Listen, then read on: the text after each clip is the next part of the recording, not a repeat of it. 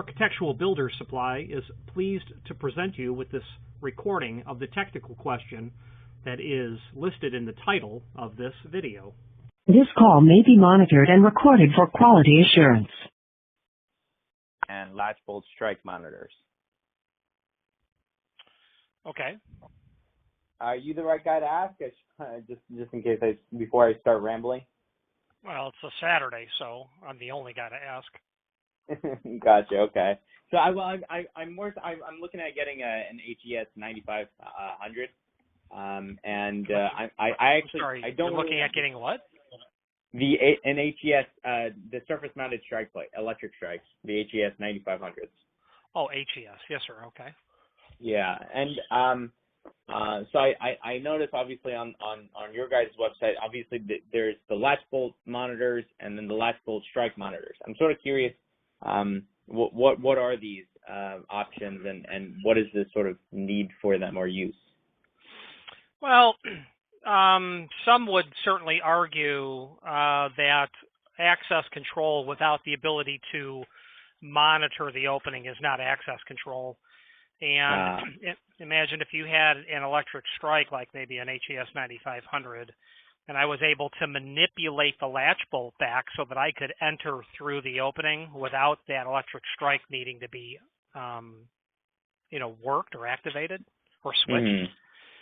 So when you have monitoring over the opening, and there's different types of monitoring, talking about the lock set itself, not the strike, you can have monitoring in your lock set where there's a micro switch that can report back to your access controller that says, oh, the latch bolt is in its projected position or the latch bolt has been, depressed, cycled. Then you can have monitoring in your HES 9500 for whether or not that latch bolt is stuck in the keeper or the cavity of the strike. You can also have monitoring over that strike that tells the position of the keeper. Is it closed or open? And that would be an example of why you would have that. If it's a residential application like your house, you're probably not worried about someone like, you could have all kids today are really smart. You may not be worried about your kid butter knifing the latch bolt to get back in. Sure. But in an airport jetway or a terminal, you better believe there's monitoring over every aspect of that lock.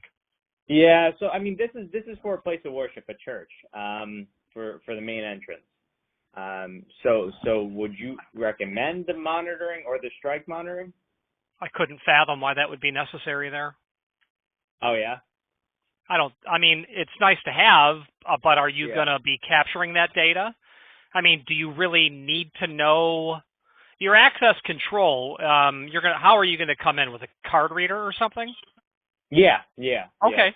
So your access control is going to know every time a parishioner swipes their card or employee entrance, whatever it is. Gotcha. So that's getting its own data for when it's opening and closing. Yes. Yeah. Well, when the card is read, yes, sir.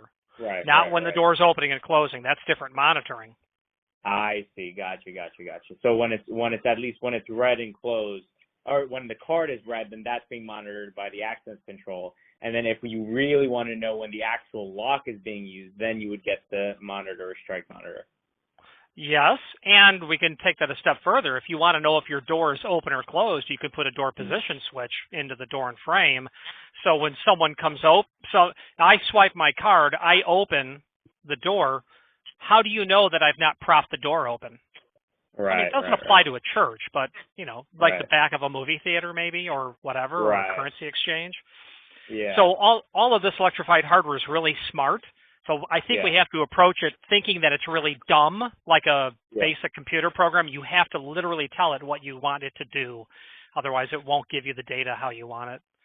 Gotcha. Okay. Awesome. And then so basically, you think that and there's cameras covering the door as well. So there's 3 cameras covering that door. So I don't think it's, if we needed to know that if the door's open or closed, we could see that. And then, so the basic, just the standard should suffice, essentially. I really think so. I mean, I understand I would say, why so much security over the application, but it's probably because of the weird world we live in. Right. That's exactly it. But yeah. yeah. So I mean, it does add to the cost of the hardware, but if you're not going to be wiring that back to a software controller, then there's no reason to have it. If your software can take the data, well then that might be nice to know. You know,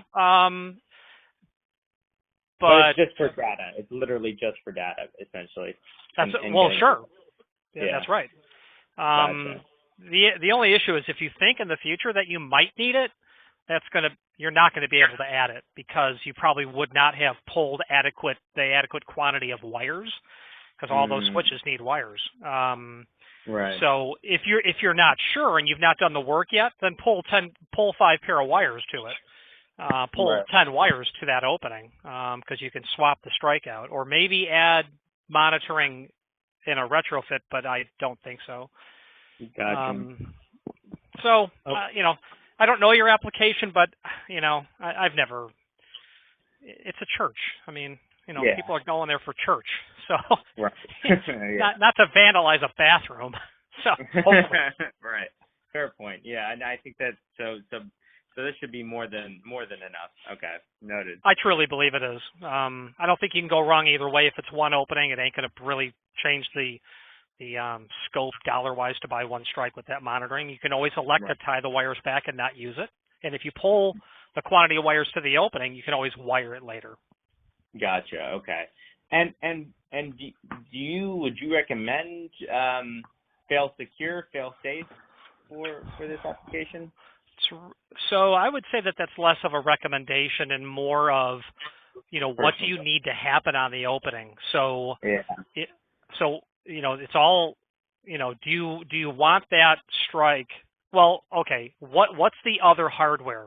What's the locking hardware?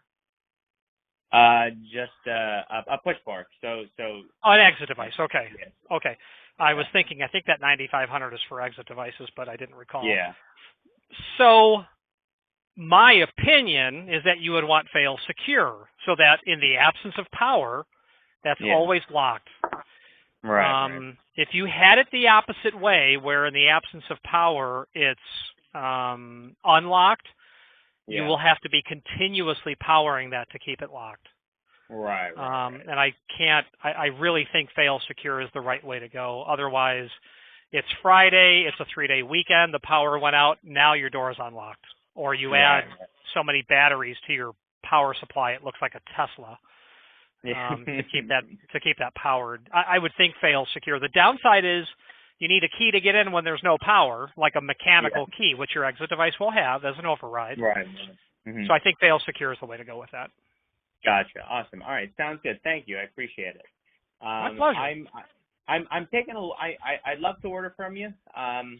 But for some reason I can't seem to find. I know that the 9500, just the standard, is running without the latch bolt monitor or the strike monitor, is running around $289. But I can't seem to find that on your website. All of them have this some form of monitor, but I might be missing it.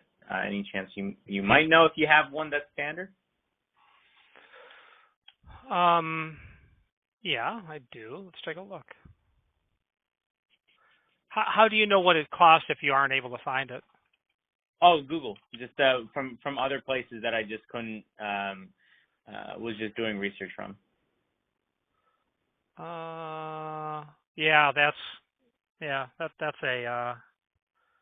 That is. Let's take a look.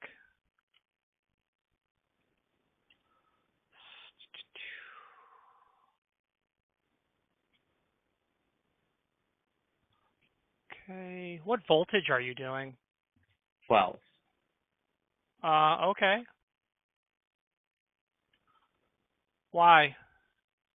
The system that I have is your all alarm 12. system.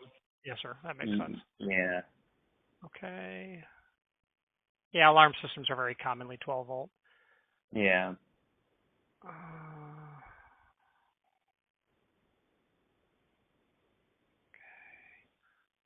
Okay, so when I do a when I search for HES 9500, Mm-hmm. HES 9500, and I just search that, the one you're looking for is the third item down. Huh. Let me take a look again. Third. Oh. Huh. Okay. True Gene Genesis. Gotcha.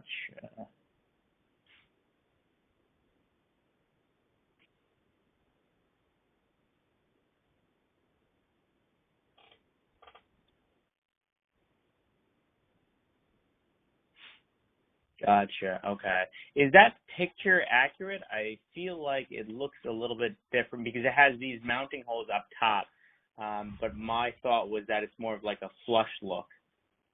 Do you know by any chance or no? I would say that would be an accurate representation of what a 9500 looks like. Yes. Gotcha. Okay. All right. Awesome. Sounds good. So and you guys are shipping from looks like from multiple places. Yeah, gotcha. East Coast, West Coast, Third Coast, everywhere. Gotcha. Okay. Awesome. And you don't think a 9600 is necessary, right? Well, why is it? Why are you thinking about the 9600? Just for I honestly I know it's just more security. I mean it's more it's wind resistant or storm resistant and it has a higher pull force, but that's why I don't think it's necessary. But wanted to just sort of. Yeah, if you are, if you're in an application where you have a windstorm rated door, or you're expecting someone to literally try to,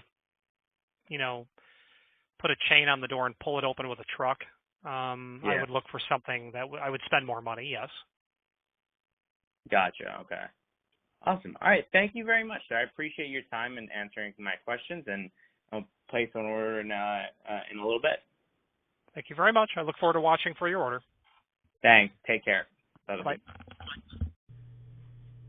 Architectural Builders Supply hopes you have enjoyed this program. Again, thank you for watching, and if you've enjoyed this video, please click thumbs up. Please subscribe and maybe even send the video to someone that you know. Thank you.